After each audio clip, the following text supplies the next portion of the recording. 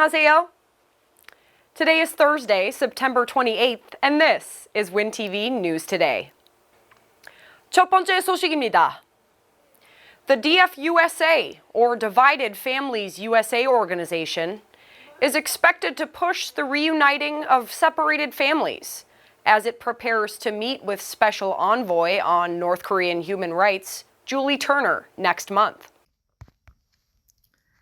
재미 이산가족 상봉추진위원회가 내달 셋째 주에 북한 인권대사 줄리 터너와의 회담을 앞두고 이산가족 상봉 추진에 탄력을 받을 것으로 보입니다. 미국 정부와 이산가족 상봉을 추진하기 위해 2008년에 재미 이산가족 상봉추진위원회가 창립됐습니다.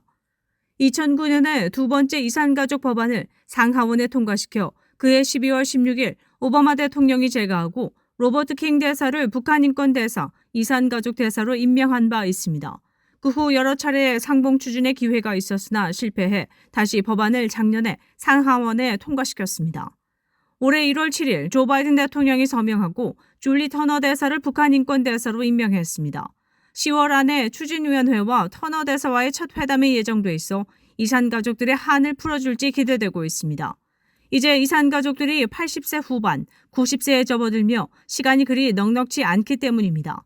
이차희 사무총장은 본사와의 통화에서 북한의 코비드와 식량난으로 이산가족들의 생사가 염려스럽다라면서 이산가족들이 너무 연로해져 가기에 하루빨리 상봉 추진에 박차를 가해야 한다고 말했습니다. 이어 미국 이산가족들의 한을 풀기 위해 북한 가족 생사 확인, 상봉 혹은 영상 상봉, 부모님 산소 방문, 미국에 모시고 있는 부모님 재를 북한의 고향에 묻어드리는 것이 바로 추진위원회의 목적이라고 덧붙였습니다. 그는 또 북한 인권대사와 상봉 추진으로 진척이 있길 바란다며 소리나는 바퀴에 기름을 쳐준다라는 속담이 있듯이 반드시 이산가족이 죽기 전에 만나야 한다고 역설했습니다. 마지막으로 이산가족 상봉을 위해 추진위원회와 목소리를 함께 해주길 바란다고 당부의 메시지를 전했습니다. 구체적으로는 주변에 이산가족이 있으면 연락을 반드시 해주길 바라며 이산가족 상봉 추진 사업에 동참할 한인 동포, 특히 각 지역 이북 오도민회 회장단에 협조를 바란다고 밝혔습니다.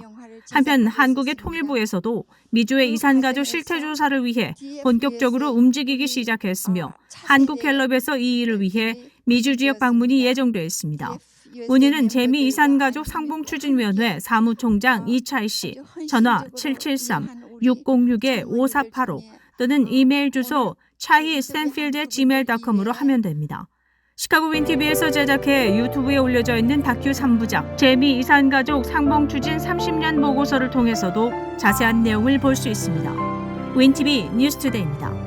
The U.S. government started notifying federal workers today that a shutdown appears imminent, as Republican-led standoff on Capitol Hill forced the Biden administration to embark on preparing much of Washington to come to a halt. 연방정부가 셧다운을 준비하고 있다는 소식입니다. 연방의회의 내년도 예산안 처리 지연으로 정부의 업무를 중단해야 하는 셧다운 사태가 현실화되고 있다고 알려졌습니다. 28일 알려진 소식에 의하면 각 정부기관들이 연방 공무원들에게 셧다운 시 적용되는 근무 지침에 대한 안내문을 발송했다고 전해졌습니다. 셧다운은 의회가 2024년 회계연도가 시작하는 10월 1일 이전에 예산안을 처리하지 못할 경우 발생합니다. 국토안보부는 직원들에게 셧다운 기간의 일부 직원들은 임시 휴직할 것이며 필수 업무를 부여받은 경우에만 계속해서 근무할 것이라고 안내했습니다. 안보 및 안전 관련 필수 직책의 공무원들은 무급 근무를 하게 되며 나머지 비필수 공무원들은 무급 휴직하게 됩니다. 130만 명에 달하는 현역 군인들도 무급으로 복무하게 되는 것으로 전해졌습니다. 그렇지만 제외 공간들은 안보 차원에서 운영되며 여권과 비자 발급 업무도 정상 운영됩니다. 항공기 운항도 필수 업무로 분류돼 연방항공청 FAA 소속 관제사 등 안전 담당 직원 약 2만 5천 명도 무급으로 근무하게 됩니다. 그렇지만 일부 TSA 직원들의 무급에 대한 우려로 결근이 예상돼 셧다운 시 공항 대기 시간이 늘어날 것으로 예상됩니다. 셧다운 기간 동안 무급 근무한 모든 필수직 종사자들은 셧다운이 끝나게 되면 받지 못한 급여는 돌려받는 것으로 알려졌습니다. 이전 셧다운 시 국립공원들은 문을 열었었지만 공원 내 시설들을 폐쇄할 것으로 알려졌습니다. 윈TV 뉴스투데이입니다. Hyundai and Kia are recalling a combined 3.37 million vehicles in the United States due to the risk of engine fires, telling owners to park outside and away from structures until repairs have been completed. 현대와 기아 자동차가 미국에서 337만 대의 차량을 엔진 화재 위험으로 리콜하고 리콜 수리가 완료될 때까지 구조물과 떨어진 곳에 주차할 것을 권고했습니다. 제조사들에 의하면 브레이크액 누출로 인해 전기 단락을 일으킬 수 있어 화재가 발생할 수 있다고 경고했습니다. 현대는 2017년 이후 이 리콜과 관련해 화재 21건 이상 고온 현상 21건을 보고받았으며 기아 자동차도 10건 이상의 화재와 열화 사건이 발생한 것으로 알려졌습니다. 국립고속도로교통안전국 NHTSA에 따르면 현재까지는 부상 또는 사망 사고는 없었다고 밝혔습니다. 이번 리콜은 브레이크 제어 장치인 ABS 시스템 모듈 내부에서 브레이크액 누출될 가능성이 있으며 이로 인해 인접한 회로 부분에서 전기 단락을 일으켜 주행 중 또는 주차 중에도 화재의 가능성이 있다고 주의를 당부했습니다. 한편 현대와 기아차는 지난달에도 오일 펌프의 전자 제어 장치 과열에 따른 화재 위험으로 이미 9만 2천 대를 리콜한 바 있습니다. 자동차 제조사들은 오는 11월 리콜 수리에 대해 통보할 것으로 알려졌습니다.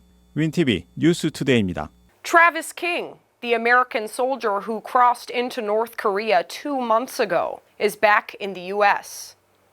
An official with the U.S. Department of Defense confirmed that King landed in San Antonio early Thursday at around 12:30 a.m. Central Time. 한국에서 북한으로 무단 월북했다가 27일 북한으로부터 추방된 주한미국 병사 트래비스 킹 2병이 28일 새벽 미국에 도착했습니다. 킹 2병은 오늘 새벽 군용기 편으로 텍사스주 샌안토니오 포트샘 휴스턴 합동기지에 도착했다고 국방부 관계자는 밝혔습니다. 그는 당국자에게 집으로 돌아가게 돼 너무 행복하다고 뜻을 밝혔으며 장거리 비행이 가능한 만큼 건강에는 큰 문제가 없는 것으로 파악하고 있으나 북한의 신문을 받았을 것으로 추정되어 세밀한 건강검진이 이뤄질 것으로 알려졌습니다. 킹 2병의 북한 추방 과정에 스웨덴이 관여한 것으로 알려졌습니다. 앞서 북한 조선중앙통신은 27일 오후 조선민주주의 인민공화국 해당 기관에서는 공화국 영내에 불법 침입한 미군 병사 트래비스 킹을 공화국 법에 따라 추방하기로 결정했다고 보도했습니다. 북한의 추방 조치에 따라 킹 2병은 이날 중국 단둥으로 이송됐고 그곳에서 주중 미 대사를 만난 것으로 전해졌습니다. 이후 의료 장비를 갖춘 항공편으로 중국 선양을 거친 뒤 한국 오산 미군 기지에서 미국으로 향했습니다. 북한이 킹 2병을 추방하는 조건으로 미국에 어떤 대가를 요구했는지는 아직 확인되지 않고 있으며 미 정부 당국자는 이번 사안과 관련해 북한에 양보한 것은 없다고 강조했습니다. 알려진 바에 의하면 낮은 킹 2병의 계급과 병사의 귀환과 관련한 강경한 미국의 자세 등을 고려할 때 득보다 실이 더 많아 추방을 결정한 것이라고 전문가들은 추측하고 있습니다. 킹 2병은 지난 7월 18일 징계를 받기 위해 미국 송환 중 이탈해 판문점 견학도 중 공동경비구역을 통해 월북했습니다. 현역 신문인 킹 2병은 건강검진 이후 월북에 따른 징계를 받을 것으로 예상하고 있습니다. 윈TV 뉴스투데이입니다. On the 27th, the UDC announced that it will provide $2.5 million to the Economic Development Agency for projects aimed at improving overall infrastructure in Illinois. This is part of the Biden administration's initiative to invest in communities and to stimulate the local economy.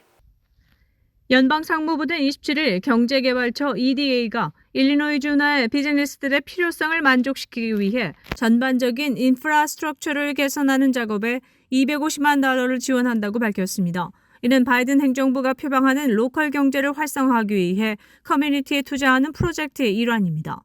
지나 라이몬도 상무부 장관은 성명을 통해 일리노이 산업 및 환경 청정 테크놀로지를 업그레이드하기 위해 사회 간접 자본과 장비 개선 등의 그랜트가 주어진다라고 밝혔습니다.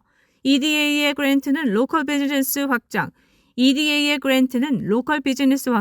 트레이닝 프로그램 확충, 다양한 업체 직원에 대한 고용 기회 확대 등에 사용될 예정입니다. 일리노이 정부 측은 이런 연방 자금은 일리노이주의 미래를 위한 전략적 투자의 일환이라 안정된 고용 기회는 물론 에너지 청정에 관련된 획기적인 기회를 제공하게 된다고 전했습니다.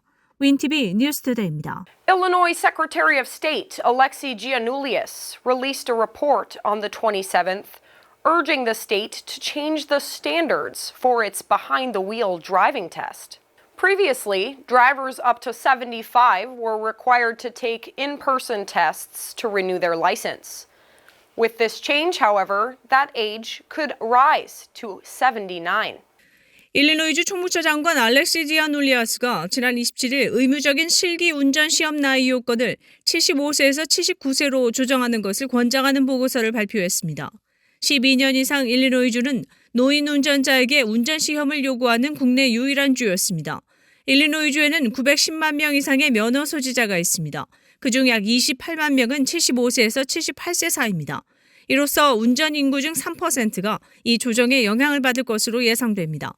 일리노이주 교통부에 따르면 2022년에는 75세 이상의 노인 운전자의 사고율에 거의 변화가 없었습니다. 사고율은 1000명당 24.39건으로 16세에서 69세 사이의 운전자 평균보다 오히려 낮았습니다. 지아놀리아스 장관은 이 변경 사항이 75세에서 78세 사이의 운전자에만 적용되며 다른 연령 그룹의 면허 갱신에는 영향을 미치지 않을 것이라고 언급했습니다. 노인 운전자를 위한 여타 운전 관련 법률은 그대로 유지됩니다.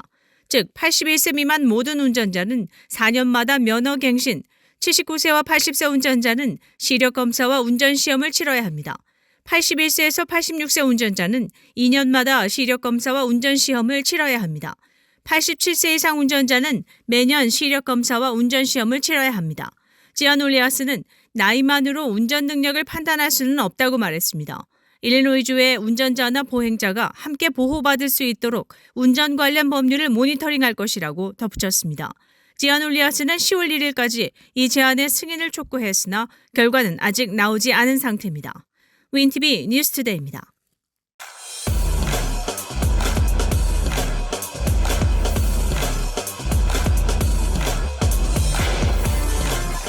시청자 여러분 안녕하셨습니까? 오늘 시사전망에서는 플래시 맙에 대해서 얘기해 보고자 합니다.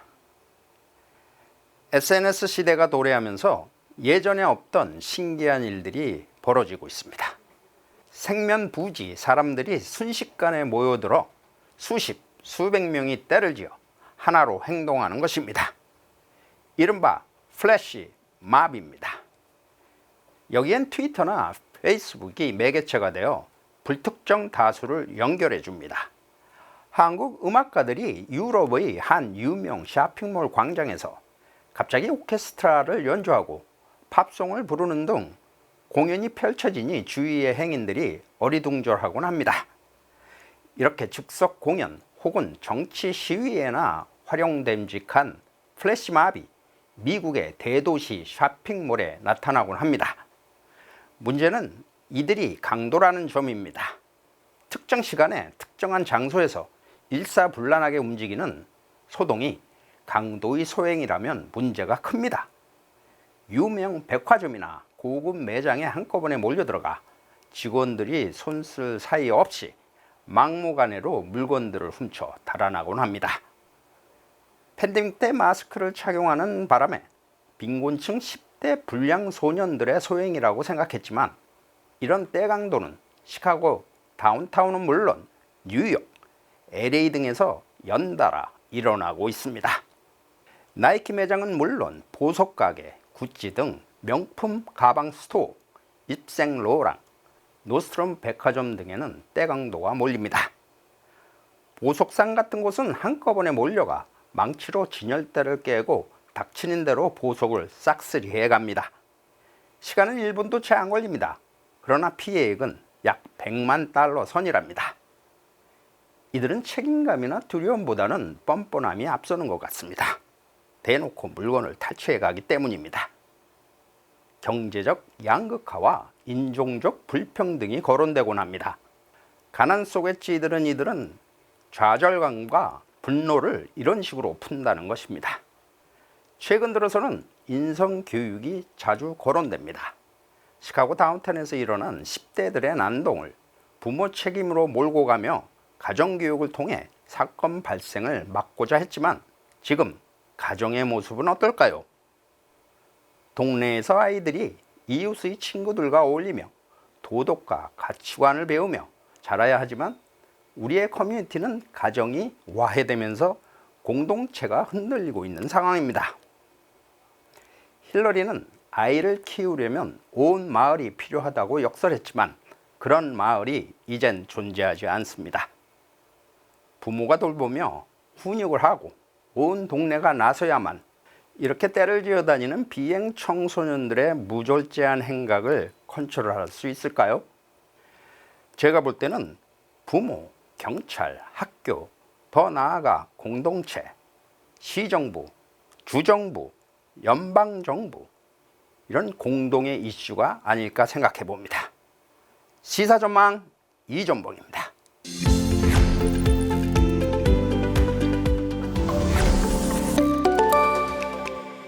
뉴스를 마칩니다. 시청해주셔서 감사합니다. Thank you for watching, and we'll see you back here next time on WinTV News Today. 시카고 한인동포 일간지 한국일보는 전자신문으로도 배포됩니다. 시카고 한국일보 무료 신문은 가까운 한인식당이나 마켓에서 볼 수 있습니다.